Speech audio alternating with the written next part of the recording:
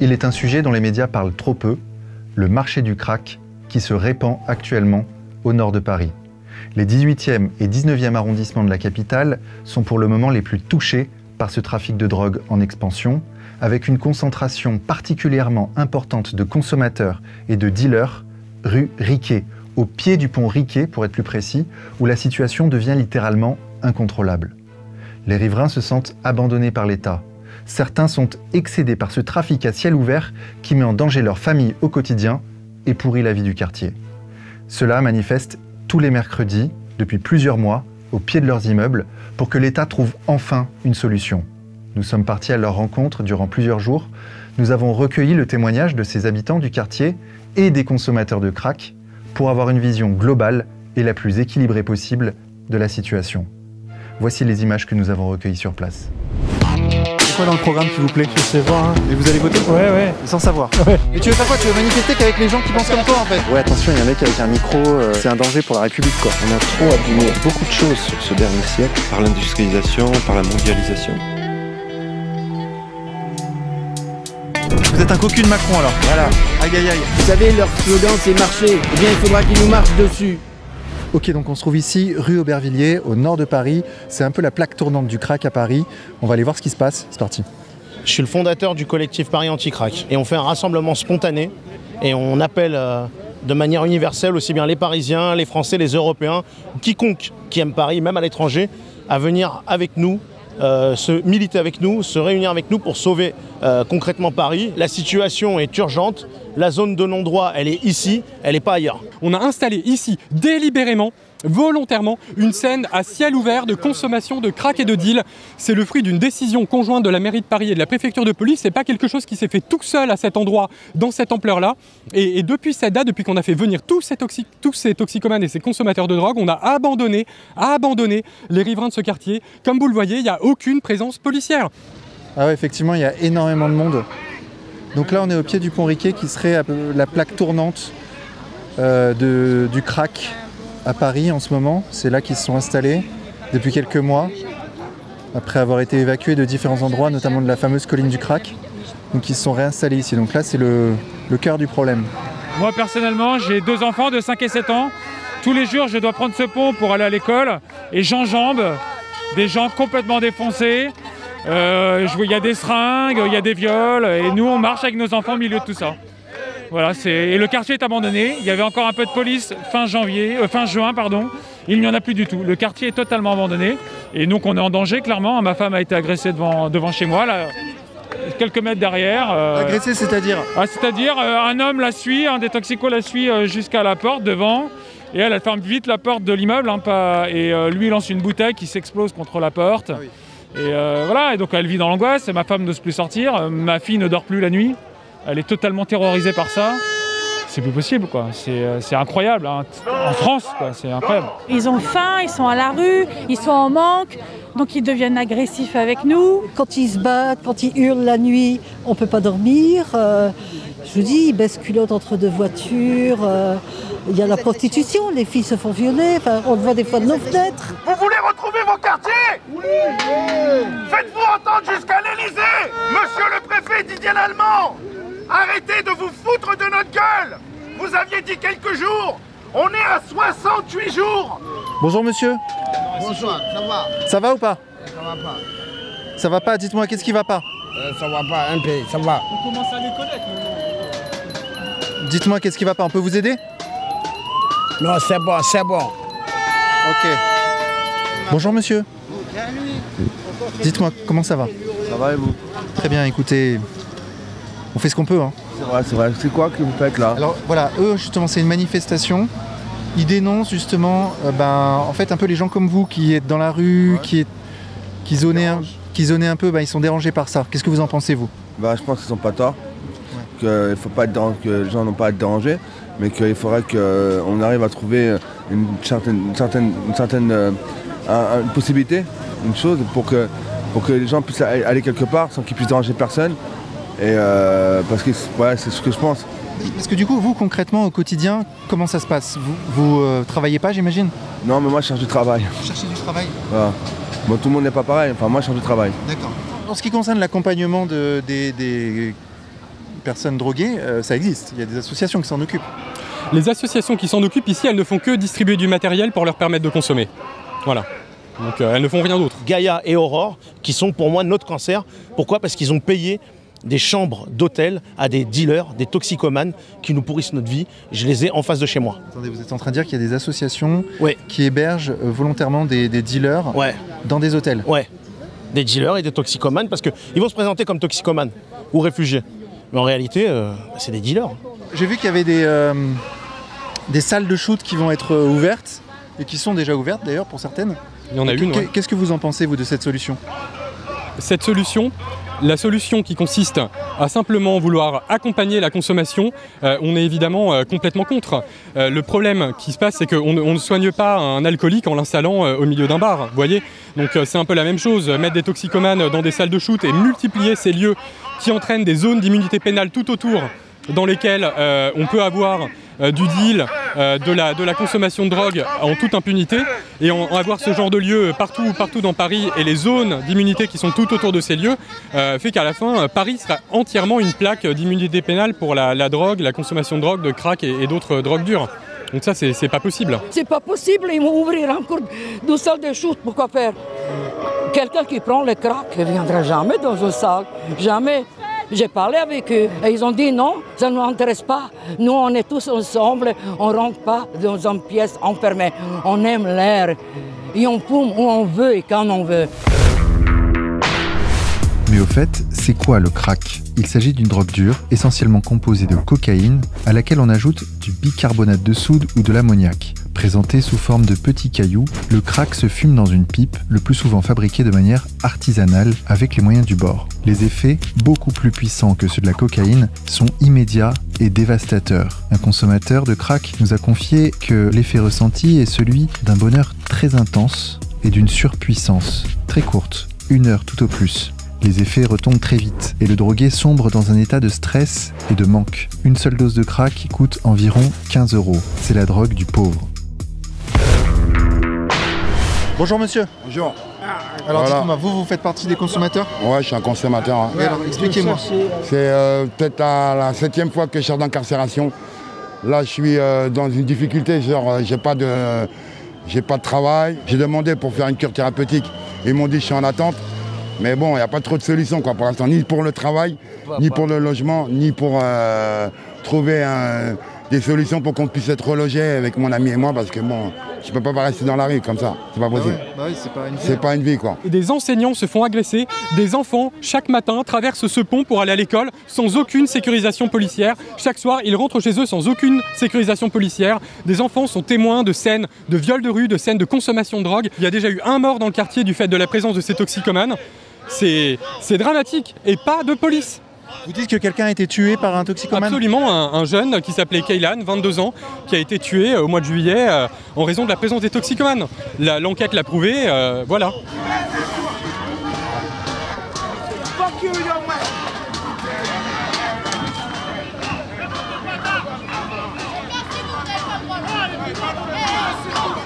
Bon, il risque de jeter des bouteilles, on va s'éloigner un peu. C'est dommage, moi vraiment je voulais discuter avec eux pour de vrai. Ça fait 18 ans qu'il est ici. Il a trouvé le pote, on vendait déjà du crack. Hein? Comment est-ce qu'elle a fait pour connaître du crack, moi? Ouais. J'ai eu violence conjugale avec ma femme. Elle s'appelle Hachimette, elle m'est à moi, elle m'appelle Mamadou Bachir, Mahmoud Dalil. Je suis de nationalité camerounaise. Moi de base je suis pas de Paris, du coup vraiment je savais pas du tout ce qui se passait ici. J'ai loué un appart, je me suis dit super et tout, et des illusions en fait. Des illusions vraiment, je suis tombé de haut, je vois de ces trucs, même ma vie des fois elle est en danger. Vraiment elle est en danger.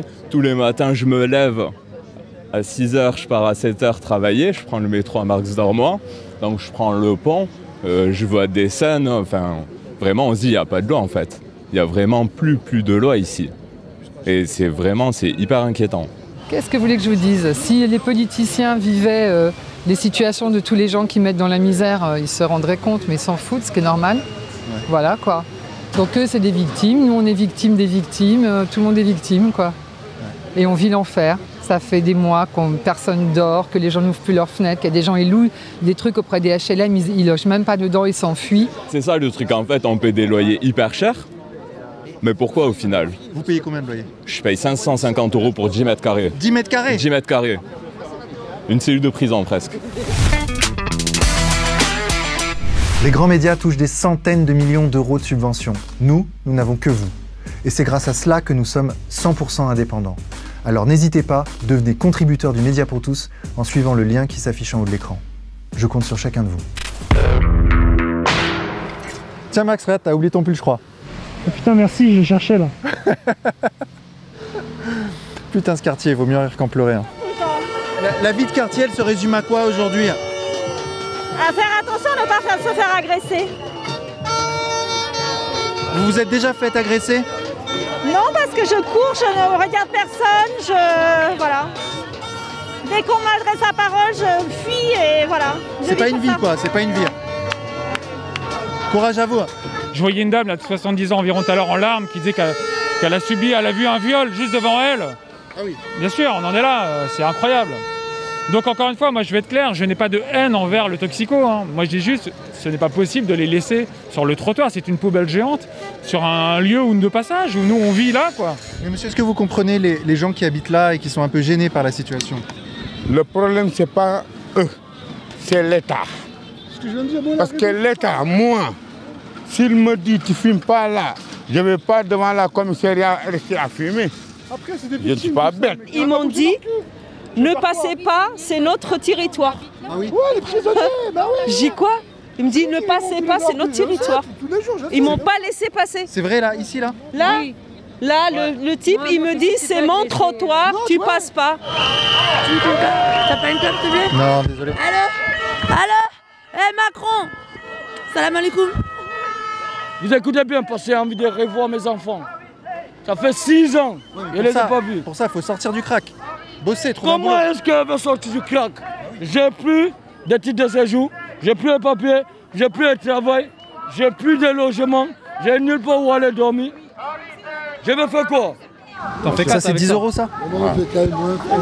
Voilà, je vais vous montrer une galette. Ouais, avec ça t'en fais 4. Donc ça c'est de la coke mélangée à quoi? Bah, c'est de la coke mélangée avec de la bicarbonate ou de l'ammoniac. Ça c'est du bon matos tu penses? Ah ouais, c'est de la frappe. C'est la frappe. Et quand t'es en prison, tu fais comment pour prendre tes produits? Mais en prison, il y en a plus en prison qu'à l'extérieur. Ah ouais? Mais si tu savais, il y a des mecs en prison, ils rentrent avec des 80 grammes de coke, mon frère. Ils les ont déjà avalés, les bordels. Demandez aux mains de trouver une solution pour nous. Soyez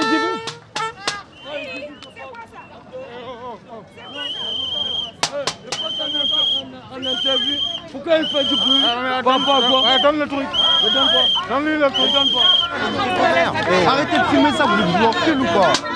On prend pas les couilles, vous filmez pas les trucs comme ça. Vous informez que dalle. On filmez pas lui qui est en train de casser les couilles. Vous voyez bien qu'il est pas bien, ouais. C'est lui qui est venu. C'est lui qui est venu. Vous faites quoi ici dans le quartier, ouais. C'est compliqué, hein. C'est compliqué, hein. C'est tendu maintenant. Il y a une tension quoi.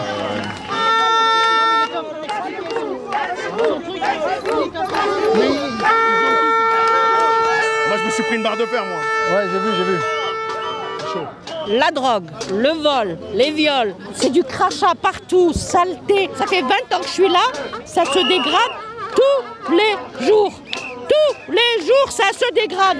Je ne sais pas ce qu'ils font, mais ils en ont rien à foutre de nous. Mais là, on va pas baisser les bras, hein, parce que moi, j'en peux plus. Mais avec toute impunité, devant le CRS, ils vendent de la drogue, ils vendent des armes, ils vendent tout.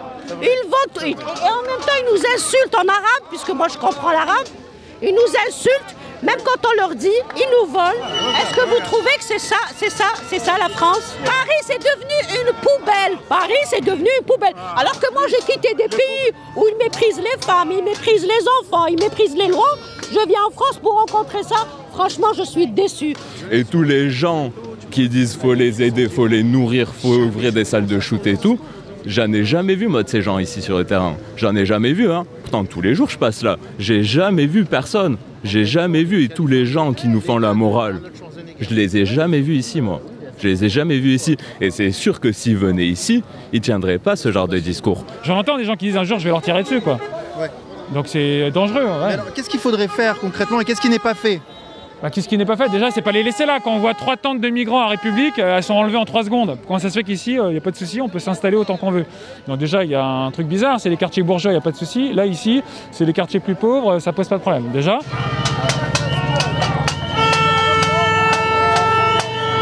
Normal. Je fais mon jogging dans le quart monde. Normal. Tu prends ce trottoir. Ouais. Avant, je fumais pour plus de 150 €. Maintenant, je fume à peine 50 € parce que je peux pas. Par jour? Ouais. C'est énorme. Bah ouais, c'est énorme. Il y en a, ils vont mettre tout leur paye dans une journée. Ah ouais? Ah ouais, il y en a, ils vont mettre tout leur RSA dans une journée. Ouais. Moi, je suis pas comme ça, moi. Moi, je vais toucher le RSA, mais voilà, mon RSA, j'arrive à le gérer. Bon, je fais pas non plus un mois, mais je fais 15 jours, 3 semaines avec, quoi. D'accord. En fumant, quoi. Est-ce que le crack est pas cher et très addictif? Et le crack, une prise suffit pour que tu tombes dedans. Surtout que tu as des techniques de dealers qui sont assez impressionnantes. Que nous, on a vu beaucoup de migrants débarquer à un moment donné et qui se faisaient offrir gratuitement des galettes. Mais ça, on le voit de nos fenêtres, tu vois. Ah oui? Ah oui, gratuite. Première galette gratuite. Donc une galette, ça représente ça. Tu fais 4 kiffs avec. Un kiff, c'est ce que tu mets dans... Tu peux fumer ta galette entière. Ou sinon, tu le captes, tu le coupes en 4, ça fait 4 kiffs. Tu fumes ça, ça te fait une montée. Et t'as des gars en fait qui sont rentrés là-dedans et qui maintenant, tu vois, ils consomment je sais pas combien de cailloux par jour, quoi. Il y a des cartes de CRS souvent qui sont postées juste là. Ils bougent pas. Ils bougent pas. Ils font rien. Pourtant, on sait ce qui se passe. Même maintenant, je vais te dire, ils commencent à commercer. Maintenant, là, juste en face, il y a des mecs qui vendent des briquets, ils vendent de la bouffe, de l'alcool et tout maintenant carrément. Mais c'est quoi en fait? C'est une espèce d'état parallèle qui s'ouvre. Et alors, ce qui est fou quand même, c'est vraiment la dope en vente libre devant tout le monde, quoi. La dope, le sexe, tout. Tout est en liberté totale, impunité totale, police ou pas police, la police regarde, tout le monde. Donc, pour les enfants, je sais pas, il y a des écoles, c'est fou, quoi. C'est sûr que nous tous, on ne va pas s'en sortir. Mais il y a quelques-uns d'entre nous qui auraient une chance de pouvoir s'en sortir. Vous savez, monsieur, nous, on n'est pas nés avec la cocaïne dans la bouche. On n'est pas nés avec des doseurs dans la bouche. On est nés comme des enfants qui ont grandi comme tout le monde. Et un jour, on a fait un faux pas. Oui. Et c'est arrivé. Mais ce n'est pas pour autant qu'on n'a pas notre place dans la société. Vous voulez vous en sortir, c'est ça? Vous voulez vous en sortir de ça? Obligatoirement. Et qu'est-ce qu'il faudrait pour vous en sortir? Pour qu'on s'en sorte, il faut qu'on nous fasse confiance déjà. Déjà, une autre chose, la confiance. Déjà, on n'est pas des gosses, on ne cherche pas des éducateurs, on cherche des accompagnateurs qui peuvent nous aider à trouver des travaux que nous, on peut faire. Et les associations, elles font pas ça, elles vous aident pas? Les associations, ils nous aident, ils nous donnent des doseurs pour fumer. Qu'est-ce que vous répondent les autorités? Pourquoi il y a ce pourrissement de la situation? Parce que là, déjà, on est à 8 mois des présidentielles, donc là, ça va être un match permanent. La Darmanin est en train de faire pourrir la situation pour déstabiliser Hidalgo. Ah oui. Complètement, clairement. D'accord.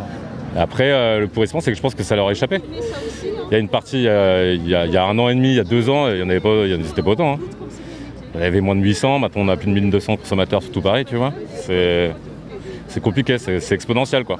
En tout cas, moi j'ai pris du temps avec vous déjà, mais ils sont en train de parler de venir. En fait, il faut qu'on parte. Vous êtes en train de vous dire qu'il faut qu'on parte. Sur la vie de mes enfants que j'ai mis au monde, c'est pas pour moi, c'est pour vous. Merci. Moi, en tout cas. je m'en vais avant qu'ils passent déjà autre chose. Merci de vos Mais conseils. je jure devant Dieu, c'est ça. D'accord, merci monsieur. Je suis désolé en cas de Belle soirée à vous. Belle soirée à vous. Bon, en gros, il nous a dit de partir. C'est la merde, je sais. S'il y a un problème, je jure, elle ne peut rien faire. T'inquiète papa, on évacue. Dis qu'on n'est pas hostile, Explique là-bas, explique qu'on n'est pas hostile, que cool, tout va bien. On va décaler parce que la dernière fois que ça s'est passé, ils ont massacré un mec. Ah oui.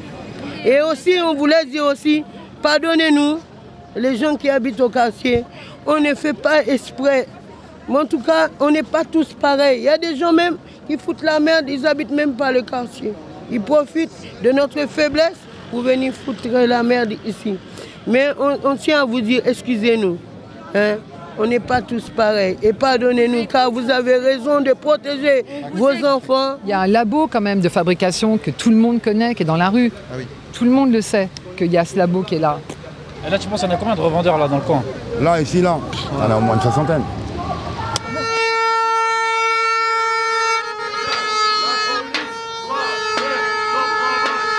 Qu'est-ce qui se passe? Ah oui, la manifestation fait dévier les voitures. Là, il y a la police.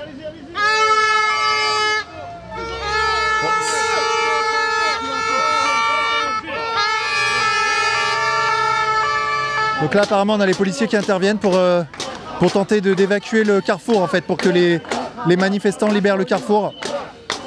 Vous allez voir, c'est nous qui vont déloger. Vous allez voir. Comme vous pouvez le constater, la police est en train de demander aux manifestants de quitter les lieux. C'est les riverains qui doivent quitter les lieux. Les toxicomanes, ils sont là, pas de problème. La police arrive enfin après plus d'1 heure et c'est aux riverains qu'ils demandent de partir. Incroyable. Qu'est-ce qui se passe? Bah, en fait, en gros, on nous demande de revenir sur les trottoirs, ou sinon, nous allons nous faire évacuer. On n'évacue pas les toxicomanes, mais on nous évacue nous. Ça veut dire que nous, dans notre rue, dans nos quartiers, on se fait évacuer. Excusez-moi, c'est bien une manifestation déclarée? C'était déclaré, mais en fait, ils devaient faire un tour, sauf qu'ils sont restés...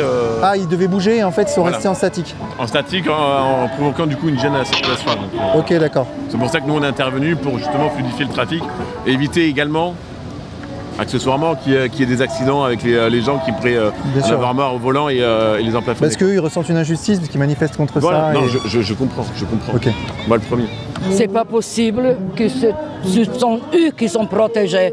Et nous irons tous dans un trou avec des médicaments, avec un antidépresseur parce qu'on ne peut plus. On ne peut plus vivre cela. On est réveillé la nuit par les hurlements, par les cris. Nos enfants, nos petits-enfants, et les enfants, vous l'avez vu, les petits-enfants, ils ont quitté là-bas la crèche et l'école. Ils étaient obligés de passer par là. Les enfants, ils apprennent tout. Ils vont s'habituer à des choses immondes. C'est tout. Je suis en colère, je sens de la haine, je n'étais jamais comme ça. Je suis vraiment en colère et je suis triste à en mourir.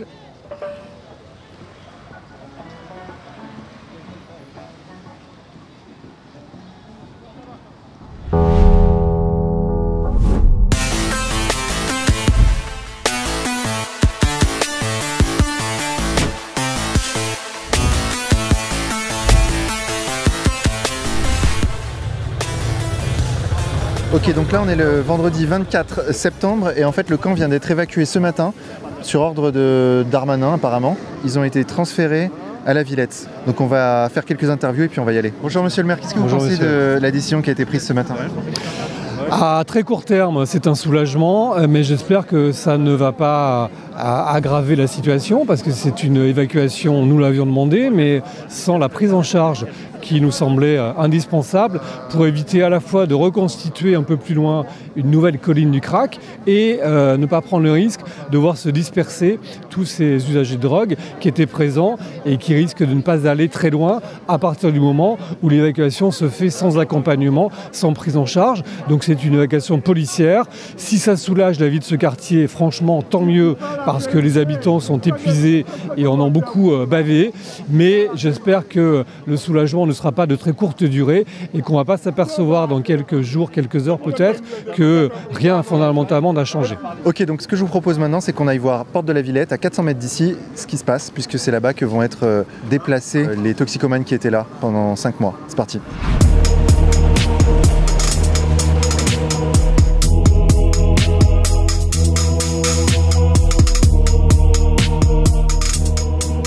C'est là qu'ils les ont mis. C'est là qu'ils les ont placés.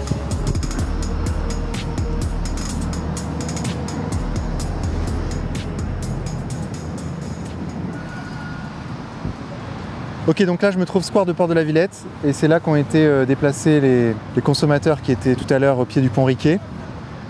Et ben... Bon, ils sont là quoi.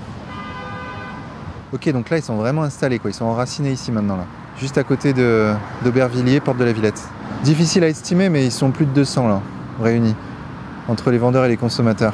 Ah ouais, regarde, ils ont fait un mur, ils ont fait construire un mur pour empêcher les craqueurs de passer du côté Aubervilliers. Mais le truc, c'est que ça sert à rien, puisqu'ils peuvent passer juste là, à 100 mètres d'ici. Donc les mecs ont conscience du problème, mais leur solution, c'est de construire un mur, qui sert à rien. Alors monsieur, vous habitez tout près du... Moi j'habite à Aubervilliers. Le problème, c'est de déplacer de Pont-Riquet, comme c'était prévu bien sûr par le préfet de Paris, vers chez nous, Aubervilliers. On est à 50 mètres d'Aubervilliers. On est au pied de la cité. Alors, ce qui veut dire que ce problème-là va dégénérer dans quelques jours, quelques semaines, va dégénérer. La ville de Paris n'a pas trouvé de solution pour les crackers. Elle a fait quoi? Elle a déplacé son problème, sa poubelle, excusez-moi, vers chez nous. Qu'est-ce que ça signifie là, tout ça? En fait, c'est la fin de la saison 1. C'est la fin de la saison 1. Mais le problème avec les toxicomanes et le crack, c'est comme le feu de l'amour, c'est sans fin. C'est sans fin. Il a voulu m'attaquer, non, il n'arrivera pas à m'attaquer. Recule. Ils viennent de plus en plus jeunes, des filles de 13 ans, 14 ans. Ils sont déjà dans la drogue. Putain, il y a tout ici. La moitié de votre vie, elle est en prison là. Voilà, totalement. Donc le sol est juché d'étrons en fait. Mais nous, on est un média indépendant, on n'a rien à voir avec l'État. Moi, si je suis indépendant,